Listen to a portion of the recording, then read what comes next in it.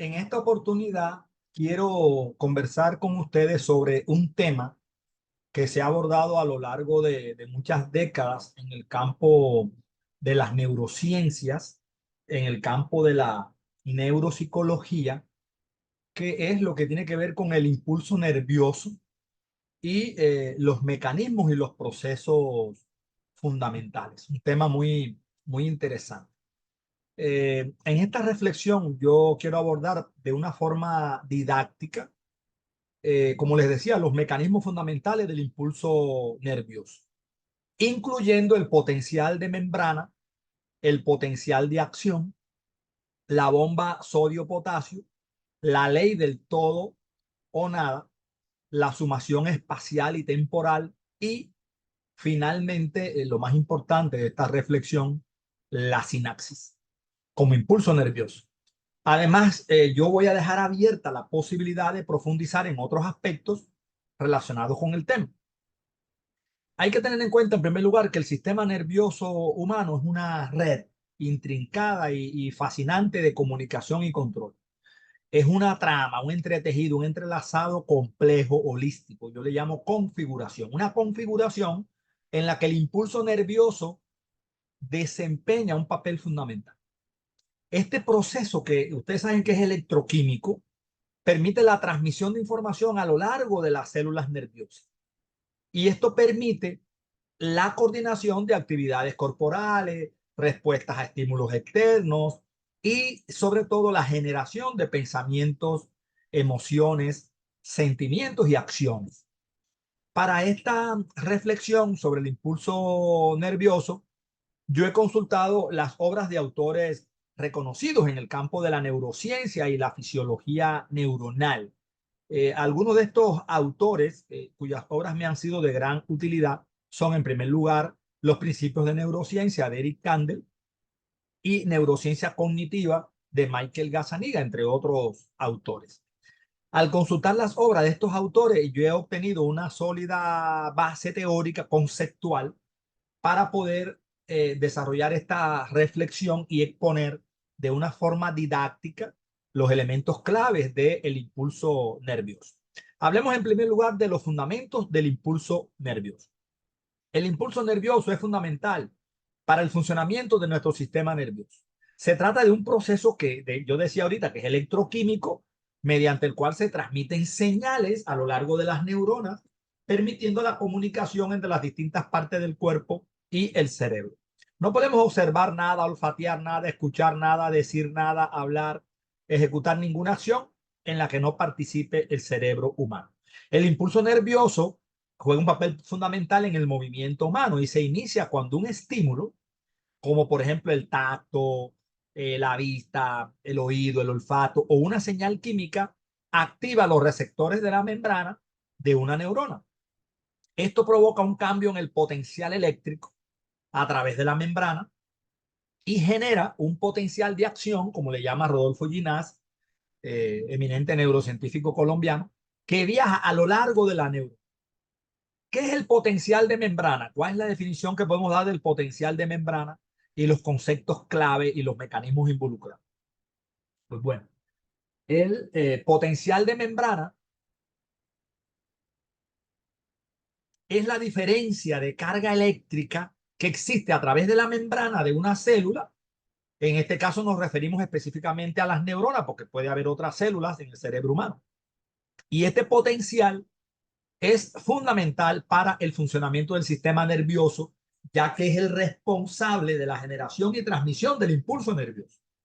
Los conceptos clave del potencial de membrana incluyen, por ejemplo, la polarización, la despolarización y la repolarización. La polarización se refiere al estado de reposo de la membrana celular, en el cual al interior de la célula es más negativo que el exterior, debido a la distribución desigual de iones a través de la membrana. La despolarización ocurre cuando un estímulo provoca un cambio en el potencial de membrana, volviéndose menos negativo. Y finalmente, la repolarización restaura el potencial de membrana a su estado de reposo después de una despolarización. Muy interesante. Hablemos entonces del potencial de acción y su proceso de generación, así como las fases del potencial de acción. El potencial de acción es un fenómeno eléctrico que ocurre en las neuronas y en las células musculares, fundamentalmente para la transmisión de señales en el sistema nervioso y el músculo esquelético. El proceso de generación de este potencial de acción comienza con la despolarización de la membrana celular. Sigue con la repolarización y por último la hiperpolarización. En la fase de despolarización hay un estímulo inicial que provoca la apertura de canales de sodio de la membrana celular y esto permite la entrada masiva de iones de sodio a través de ella. Luego, durante la fase de repolarización, los canales de sodio se cierran y los canales de potasio se abren, lo cual permite que los iones de potasio salgan de la célula. Finalmente, en la fase de hiperpolarización, la salida excesiva de iones de potasio hace que el interior de la célula se vuelva más negativo que su estado inicial, antes de retornar a su estado de reposo. Estas fases del potencial de acción son fundamentales, son muy importantes para el funcionamiento adecuado del sistema nervioso y son responsables sobre todo de la transmisión eficiente de señales a lo largo de las neuronas. Hablemos de la bomba sodio-potasio, el funcionamiento de la bomba sodio-potasio, la regulación y el papel de la bomba sodio-potasio en el mantenimiento del potencial de membrana. La bomba sodio-potasio es una proteína transmembranal que desempeña un papel crucial en el mantenimiento del potencial de membrana en las células, incluyendo las neuronas, como un tipo específico de célula. Su funcionamiento consiste en transportar activamente iones de sodio hacia el exterior de la célula e iones de potasio hacia el interior, en contra de sus respectivas gradientes de concentración. La bomba de sodio-potasio, por ejemplo, desempeña un papel crucial en el mantenimiento del potencial de membrana, al contribuir a la polarización negativa en el interior celular, y esto es fundamental para la generación y transmisión del impulso nervioso. Les dije que le iba a hablar sobre la ley del todo o nada, sus principios fundamentales, la relación con la generación del potencial de acción. Aquí estos temas están todos relacionados. ¿Qué es la ley del todo o nada? La ley del todo o nada es un principio fundamental en la fisiología neuronal que establece que una vez que se alcanza el umbral de excitación, se produce un potencial de acción completo y uniforme en una neurona. Independientemente de la intensidad del estímulo, esto se produce. Este principio es crucial para la generación y transmisión del impulso nervioso. La aplicación de la ley del todo o nada significa que una vez que se inicia el potencial de acción, este se propaga a lo largo de toda la longitud de la neurona sin disminuir su amplitud. En otras palabras, para hacerme entender mejor, no existen potenciales de acción parciales.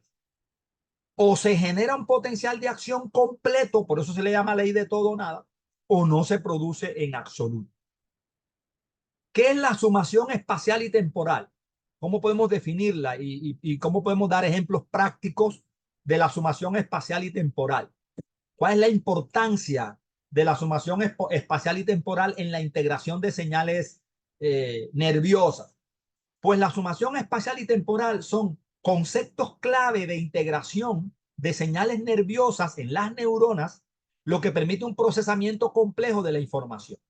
La sumación espacial ocurre cuando múltiples sinapsis excitatorias, las sinapsis son las conexiones entre las neuronas, múltiples sinapsis excitatorias activan de manera simultánea diferentes sitios en la membrana postsináptica y esto genera un potencial de acción.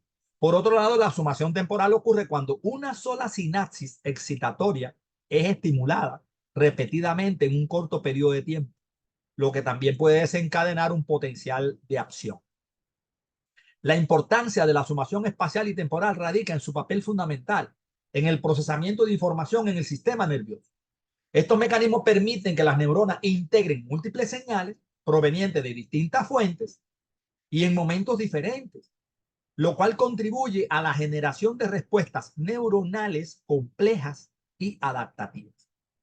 Finalmente, hablemos de la sinapsis. ¿Cuáles son los tipos de sinapsis que existen? ¿Cómo se produce el proceso de transmisión sináptica? ¿Cómo se genera ¿Y qué son los neurotransmisores asociados a la sinapsis? Porque sin neurotransmisores no hay sinapsis. Hemos oído hablar de la oxitocina, que supuestamente es la hormona o el neurotransmisor de la felicidad, la serotonina. Bueno, la oxitocina genera tranquilidad, paz, armonía, alegría. La serotonina genera felicidad, la dopamina genera placer intenso. La sinapsis es el sitio de comunicación funcional entre dos neuronas o entre una neurona y una célula efector. Como es una célula muscular o glandular, se puede conectar con una neurona también. Existen varios tipos de sinapsis, pero los dos principales son la sinapsis eléctrica y la sinapsis química. Los neurotransmisores son sustancias químicas que actúan como mensajeros en la transmisión sináptica. Algunos ejemplos de neurotransmisores, ya yo mencionaba la oxitocina, la dopamina, la serotonina, entre otros. La diversidad de tipos de sinapsis y la complejidad de la transmisión sináptica a través de neurotransmisores contribuyen a la capacidad del sistema nervioso para realizar funciones cognitivas, intelectuales, afectivas, emocionales, expresivas, praxeológicas, comportamentales, conductuales, sensoriales, motoras, emocionales, axiológicas. Esto es muy importante para la educación, hablando de la neuropsicología de la educación. Hay unas aplicaciones importantes de la comprensión del proceso sináptico y tienen un significado educativo. O sea, la fisiología neuronal es relevante para la educación. Es importante hablar finalmente de la relevancia en la fisiología y en las patologías relacionadas con la educación, en la educación. ¿Por qué? Porque la sinapsis desempeña un papel crucial en numerosas aplicaciones y tiene una gran relevancia educativa en el campo de la fisiología y las patologías relacionadas con el sistema nervioso. En primer lugar, es importante entender el funcionamiento de la sinapsis, esto es fundamental, para poder comprender cómo se procesa, cómo se transmite la información en el sistema nervioso. No hay aprendizaje sin sinapsis. Cuando una persona está aprendiendo algo es porque se da un proceso sináptico de conexión entre las neuronas. El niño cuando nace, su cerebro tiene aproximadamente 100.000 millones de neuronas. Ya el cerebro adulto tiene 10.000 millones de neuronas aproximadamente. Se dice que perdemos el 90% de las neuronas a través de la poda sináptica, pero pueden nacer nuevas neuronas también. Cada neurona se puede conectar con otra 10.000 veces. Begley plantea, por ejemplo, que existen más de 50 trillones de conexiones, o sea que el cableado del cerebro humano es impresionante, es más grande que la red telefónica mundial. Es más grande, según NASA, que todas las estrellas que hay en la Vía Láctea. Y este conocimiento, como ustedes saben o ustedes pueden comprender por lo que yo les he dicho hasta ahora, es esencial para disciplinas como la neurociencia, la biogenética, la psicología, la medicina y la educación, que es el campo que por lo menos a mí me educa porque soy educador. ¿Por qué es importante? Porque proporciona las bases, los cimientos para entender, para comprender cómo se forman las sinapsis neuronales, cómo se forman las conexiones neuronales, cómo se generan los patrones de actividad cerebral y cómo se producen los trastornos neurológicos. En el ámbito del sistema educativo, comprender la sinapsis es relevante para el desarrollo de estrategias de aprendizaje, de enseñanza, estrategias pedagógicas, didácticas, curriculares, estrategias de neurodesarrollo, estrategias de evaluación educativa, de evaluación formativa. El estudio de la plasticidad sináptica, por ejemplo, que se refiere a la capacidad que tiene la sinapsis para cambiar su fuerza o su eficacia en respuesta a la actividad neuronal, tiene implicaciones directas en la neuroeducación. Y comprender cómo se forman, cómo se fortalecen, cómo se debilitan o cómo se configuran las conexiones sinápticas puede ayudar a diseñar estrategias, métodos, técnicas, procedimientos de enseñanza, instrumentos de evaluación que sean más efectivos, más pertinentes, más relevantes para comprender mejor los procesos de aprendizaje y los procesos de eh, memoria. Entonces, fíjense que es interesante este tema que quería compartir con ustedes. Espero sus preguntas, sus problematizaciones, espero sus cuestionamientos, espero sus reflexiones sobre este tema que he reflexionado. Nos vemos próximamente. Cuídense mucho. Chao. Abrazos y se les quiere. Espero sus reflexiones. Muchas gracias.